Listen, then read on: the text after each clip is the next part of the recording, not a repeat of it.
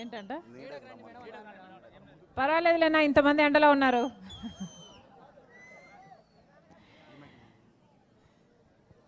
దీనికంటే ఏ బాగుంటున్నాయా చెక్. అన్నా నమస్తే, అమ్మా నమస్తే.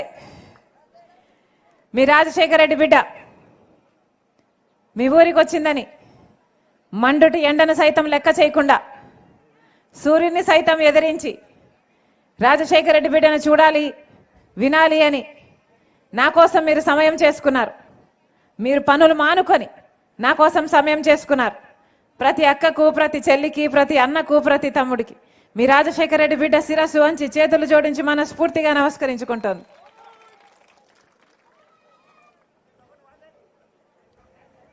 రాజశేఖర రెడ్డి బిడ్డ ఈ షర్మిల కాంగ్రెస్ పార్టీ తరఫున ఎంపీగా పోటీ చేయడం జరుగుతుంది.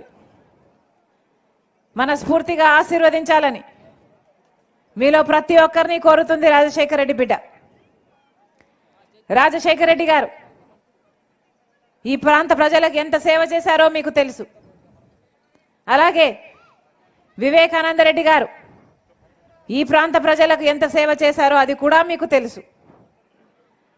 రాజశేఖర రెడ్డి గారు ముఖ్యమంత్రిగా 2 సార్లు గెలిచి అద్భుతమైన పథకాలకు రూపకల్పన చేసి ఎన్నో ఫీజు రీయింబర్స్మెంట్, ఆరోగ్యశ్రీ, రుణమాఫీ, ఇందిరమ్మ ఇల్లు ఇలాంటి ఎన్నో అద్భుతమైన పథకాలు చేశాడు రాజశేఖర రెడ్డి గారు. అవన్నీ రాజశేఖర రెడ్డి గారు చేయగలిగాడు అంటే దానికి కారణం ఇక్కడ తన తమ్ముడు కడప జిల్లా వ్యవహారాలన్నీ అంత చక్కగా చూసుకున్నాడు కాబట్టి. రామునికి లక్ష్మణుడు ఎలాగో రాజశేఖర రెడ్డి గారికి వివేకానంద రెడ్డి గారు అలాగా. మీ అందరికీ తెలుసు, వివేకానంద రెడ్డి గారి దగ్గరికి ఎవరైనా సార్ మాకు ఈ పని ఉంది అని అడిగితే వివేకానంద రెడ్డి గారు వాళ్ళని తన బండిలోనే కూర్చోబెట్టుకొని ఆఫీసర్ వరకు తీసుకువెళ్ళి ఆ కలెక్టర్తోనో ఆఫీసర్తో మాట్లాడి అక్కడికక్కడే సమస్యలు పరిష్కరించేవాడు. అంత అందుబాటులో ఉండే నాయకుడు వివేకానంద రెడ్డి గారు మీ అందరికీ తెలుసు. కానీ వివేకానంద రెడ్డి గారు చనిపోయి 5 సంవత్సరాలైంది. చనిపోలేదు, చంపేశారు, హత్య చేయబడ్డాడు. గొడ్డలితో 7 సార్లు నరికి ఘోరంగా క్రూరంగా గొడ్డలితో నరికి చంపితే ఆ రోజు ఆయన తల మీదున్న ఎముకలు కూడా కనిపించాయి, మెదడు కూడా బయటికి వచ్చింది. అంత ఘోరంగా క్రూరంగా చంపారు. ఆ రోజు తెలియదు మాకు చంపింది ఎవరు అని. కానీ ఈరోజు 5 సంవత్సరాల తర్వాత సిబిఐ ఎంక్వైరీలో స్పష్టంగా తేలిన విషయం, సాక్ష్యాలు ఆధారాలు అన్నీ చూపుతూ సిట్టింగ్ ఎంపీగా ఉన్న అవినాష్ రెడ్డి గారి హస్తం ఉందని, చంపించిన వారిలో ఈయన ఉన్నాడు అని సిబిఐ స్పష్టంగా చెప్తుంది. మేము చెప్పటం లేదు, సిబిఐ చెప్తుంది. గూగుల్ టేక్అవుట్ మ్యాప్స్లో చంపిన వాళ్ళు అవినాష్ రెడ్డి గారు అంతకు ముందు రోజు ఒకే లొకేషన్లో ఉన్నారు, అంతకు ముందు రోజు కలుసుకున్నారు, ఆ రోజు కలుసుకున్నారు అని సిబిఐ చెప్తుంది, సాక్ష్యాలు చూపిస్తుంది.